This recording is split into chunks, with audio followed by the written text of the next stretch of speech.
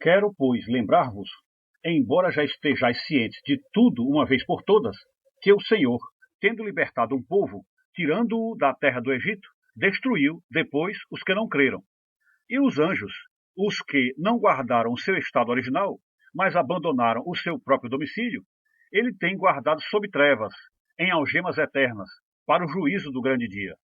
Como Sodoma e Gomorra e as cidades circunvizinhas que, havendo-se entregado à prostituição como aqueles, seguindo após outra carne, são postas para exemplo do fogo eterno, sofrendo punição. Ora, estes, da mesma sorte, quais sonhadores alucinados, não só contaminam a carne, como também rejeitam o governo e difamam autoridades superiores. Contudo, o arcanjo Miguel, quando contendia com o diabo e disputava a respeito do corpo de Moisés, não se atreveu a proferir juízo infamante contra ele. Pelo contrário, disse: O Senhor te repreenda. Estes, porém, quanto a tudo o que não entendem, difamam, e, quanto a tudo o que compreendem por instinto natural, como brutos sem razão, até nessas coisas se corrompem. Meus prezados, este episódio bíblico que acabamos de ler, que acabamos de ouvir no vídeo com o áudio captado de um estúdio amigo nosso, acabamos de ter contato com esta palavra da Escritura Sagrada que esconde um enigma teológico maravilhoso. É uma coisa extraordinária. Pode-se afirmar que este ponto da Escritura é um dos maiores mistérios e uma das coisas mais enigmáticas que já foram ditas ali. E nós, particularmente na nossa escola, temos uma visão particular e peculiar desta informação, desta revelação teológica, e vamos tentar passar para os ouvintes ou os nossos correspondentes agora. Na verdade, o que temos que dizer, lembrando aquele texto que acabamos de ouvir, onde a Escritura Sagrada diz que houve uma batalha pela posse do corpo de Moisés, uma batalha entre anjos maus e anjos bons pela posse do corpo de Moisés. Então, esta batalha pelo corpo de Moisés imediatamente suscita a pergunta: para que ou por que os anjos estariam lutando pelo corpo de Moisés? E esta pergunta está contida apenas no primeiro mistério ou no primeiro enigma desta revelação. Então, como se pode dizer, qual seria a resposta mais simples para esse primeiro enigma? É que, na verdade, pelas informações, que tudo que nós estamos respondendo aqui é oriundo, é baseado nas informações trazidas pelo Dr. C.S. Lewis, que é o patrono de nossa escola e nosso mestre maior. Então, pelas informações do Dr. C.S. Lewis, o que sabemos é que o demônio, o Satanás, ele pode tranquilamente entrar no corpo de alguém, como nós conhecemos os casos de possessão demoníaca, sabemos que isso é possível, mas C.S. Lewis informa que é possível também a possessão de defuntos. Isto é, que o demônio pode entrar no corpo de pessoas mortas. E observe bem que o Dr. C.S. Lewis mostrou um caso de possessão de defuntos, lá no livro 2 da trilogia espacial, na figura daquele cientista maldito, maligno, chamado Weston. Então vocês observam que ali ele analisa que é possível a entrada do demônio num corpo morto, num corpo de defunto. Então, por que razão, ou o que gostaria, o que queria o demônio em possuir o corpo de Moisés? O problema é que, se um homem como Moisés, depois de um certo tempo, ressuscitasse, isto é, voltasse à plena vida, mesmo que possuído por um espírito, o que é que isto ia ocorrer?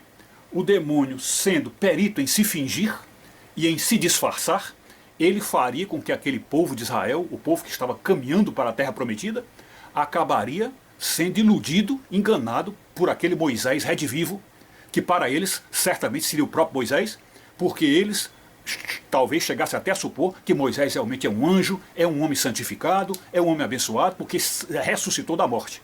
E isso então faria com que aquele povo todinho seguisse aquele falso Moisés e, portanto, caísse aí nas garras do demônio.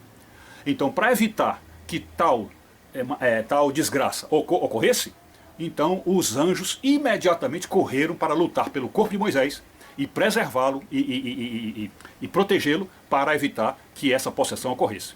A resposta simples, mais simples do que essa, aliás, porque essa que nós demos é uma resposta relativamente relativamente complicado. Mas a resposta mais simples, que geralmente é dada pelos protestantes, que geralmente tem uma visão assim, maniqueísta, uma visão simplista, na verdade, o que aconteceu foi que os protestantes dizem que se o demônio tivesse acesso ao corpo de Moisés, ele transformaria aquele corpo num objeto de idolatria e faria com que talvez até uma imagem, talvez transformasse o corpo dele num corpo sólido, enfim, de tal maneira que os filhos de Israel o adorassem, como adoraram o bezerro de ouro.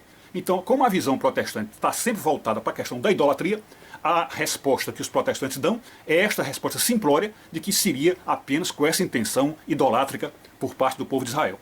Mas que Dr. C.S. Lewis diz que o grande perigo seria a posse do corpo de Moisés e, portanto, ele voltaria como Moisés redivivo e enganaria e iludiria aquele povo. Mas há coisas ainda mais profundas para se considerar em relação a isto. É que o Dr. C.S. Lewis enxerga ou encara a ressurreição dos corpos de modo diferente e, aí eu diria, bastante complicado do que o modo comum, tradicional, que a igreja cristã entende. Porque, de um modo geral, toda a igreja cristã, inclusive a igreja católica, tem como certo que a ressurreição é tão somente o corpo que foi morto pela morte física e a alma já estando separada do corpo, mas esse corpo que foi separado pela morte física, ele será reconstruído, o próprio corpo, o mesmo corpo, os mesmos átomos, as mesmas células, as mesmas moléculas reconstituirão o corpo, agora já com um aspecto incorruptível, um aspecto glorioso, e esse corpo será unido de volta à alma. Esta é a visão tradicional, comum e mais simples, ou menos complicada, que o cristianismo vê.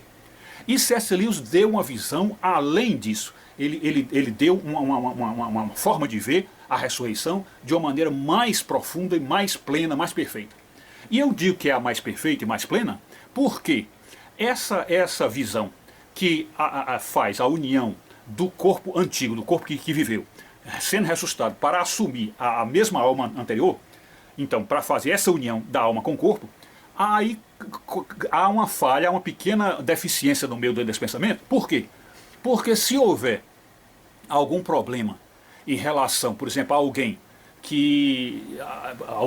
por exemplo, que se diz que ressuscitou, e então, se a pessoa ressuscitou, evidentemente, nessa visão tradicional cristã, ninguém encontraria os restos mortais dele.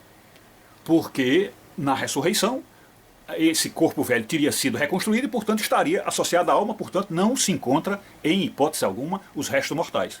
Mas na visão de Lewis, Lewis dá uma visão tão mais abrangente e mais perfeita que, caso alguém encontrasse os restos mortais de um suposto ressurreto, se alguém encontrasse, isto em nada afetaria a doutrina da ressurreição. Por quê? Porque C.S. Lewis entendeu, e nós aqui da escola de socorro, a escola do aprofundamento teológico, nós acreditamos que Lewis teve uma experiência pessoal com isto. Nós acreditamos que, após a morte, isto aqui, quando a alma do homem é criada, quando o homem é criado, 3 processos se iniciam já do início da criação. Existe o processo do aperfeiçoamento do Espírito até voltar ao Espírito do Senhor. Existe o processo da alma, de santificação da alma até se purificar e, portanto, poder entrar no reino de Deus. E existe o processo do corpo que vem desde vamos dizer, o início da criação, lá em Adão e Eva, e desde o início do homem que foi criado. Então, desde esse ele vai, o homem, na vida particular de cada um, ele vai sendo, crescendo, se alimentando, como a palavra de Deus, crescendo em espírito, em graça e em verdade, vai crescendo. Quando chega a plenitude morre, quer dizer, quando chega na morte morre, este corpo volta à terra, como a própria palavra de Deus diz, tu és pó e ao pó tornarás. Esse corpo volta à terra. Interessante que a Escritura Sagrada, pontuando essa questão do pó, é como se ela dissesse, encerrou, se fini, evaporou-se, sumiu completamente. Porque para a Escritura Sagrada, de fato, combina-se com a visão que Lewis tem da ressurreição. Porque quando o corpo morre, de fato, o corpo evapora-se, o corpo desaparece.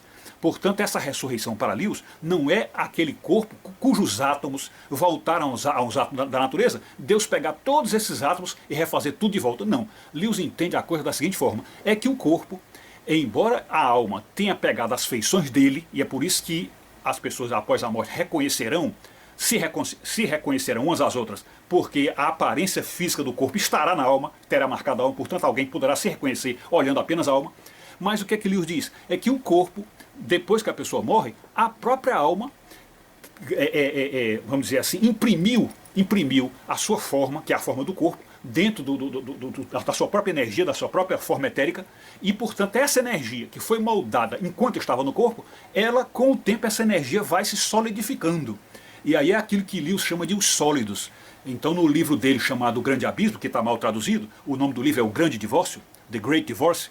Então neste livro do divórcio, Lewis apresenta os sólidos. E os sólidos são o quê? São pessoas que outrora eram seres humanos, de carne e osso como a gente, mas que morreram, portanto perderam seus corpos, e a alma, nesta parte da alma que foi formada pela fisionomia do corpo, esta alma já foi se solidificando e, portanto, ganhou o contorno daquele corpo que está lá. Então, portanto, isso aí é o processo da ressurreição.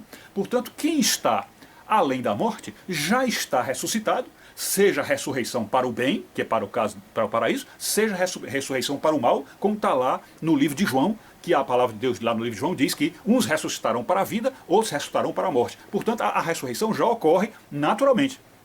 E isso também parece estar implícito nas palavras de Jesus, naquele episódio lá de Lázaro, quando a irmã de Lázaro vem chorando, dizendo que se Jesus não tivesse lá ele não teria morrido, não sei o quê. Aí Jesus pergunta, mas você não sabe que ele vai ressuscitar? E a irmã de Lázaro diz assim, não, mas eu sei que lá no último dia ele vai ressuscitar. E Jesus, não, ele ressuscitará já. Então, evidentemente que essa resposta de Jesus não se refere apenas à ressurreição instantânea de Lázaro, que naquele momento iria sair do túmulo, mas se refere ao fato de que Lázaro já está com o corpo dele sendo solidificado. E, portanto, essa ressurreição, ela é um processo contínuo, não é uma coisa que no último dia ocorrerá com o corpo que estava completamente desintegrado, que tinha se voltado aos átomos, e, portanto, lá naquele último dia, esse corpo, então, será reaproveitado por Deus para fazer um novo corpo, juntando com aquela alma. Não é assim. C.S. Lewis diz, pela lição, pela história dos sólidos, a gente entende claramente que é um processo natural da solidificação da alma, que a alma, enquanto está dentro de nós aqui, é apenas uma mera energia, mas que é uma energia moldada por esse corpo. Quando nós morremos, esse corpo volta à Terra e desaparece por completo, então aquela energia que vinha sendo, vamos dizer, modelada, essa energia então começa a se corporificar, começa a se consolidar, virar sólido, e aí então a pessoa começa a aparecer normalmente com um aspecto mais sólido, inclusive já podendo sentir a grama nos pés, podendo sentir a chuva batendo no corpo, que começa a solidificar. Então esse processo de solidificação é de fato a ressurreição. E essa resposta que Lewis dá é uma resposta muito interessante, porque se caso a ciência ou alguém vier dizer que encontrou por aí o corpo de um ressuscitado, tentando com isso desmerecer a ressurreição, quer que C.S. Lewis diz? Não há nenhuma contraprova da ressurreição assim. Nenhuma contraprova. Por quê? Porque o ressuscitado já está ressuscitado lá. Os restos mortais, portanto, que se encontrar de alguém, esses restos mortais, é apenas daquele corpo antigo, como se fosse uma casca que foi deixada, uma casca que foi abandonada aí pelo meio do caminho. Mas, portanto, a ressurreição é um processo independente, mas natural e contínuo dentro da alma e que persistirá após a morte até a chegada no reino de Deus, quando nós estaremos perfeitamente sólidos e já com um corpo glorioso, chamado corpo glorioso, que é quando a ressurreição plena se completar. Então, isto é a forma como C.S. Lewis encara a ressurreição. E aqui então nós podemos nos lembrar daquele episódio da luta de Satanás contra os anjos de Deus para ficar com o corpo de Moisés, que de fato não é o corpo de Moisés que Satanás ia possuir, mas apenas aquele resto mortal, ou seja, as ossadas, ou seja, a carcaça de Moisés, que iria ser repreenchida por Satanás numa possessão, e ele então reapareceria com a energia satânica, ele seria restaurado, reconstituído pela energia satânica, e passaria a viver e habitar no meio de Israel como se fosse o próprio Moisés, e portanto enganando todo mundo. Então é isso que está, com este vídeo a gente está tentando aproveitar e dar a resposta para as duas coisas. Mas é isso. Dentro da nossa escola de aprofundamento teológico, os irmãos poderão ver textos que nós explicamos sobre isso. Basta procurar aí no Google. Muito obrigado, essa é a nossa resposta.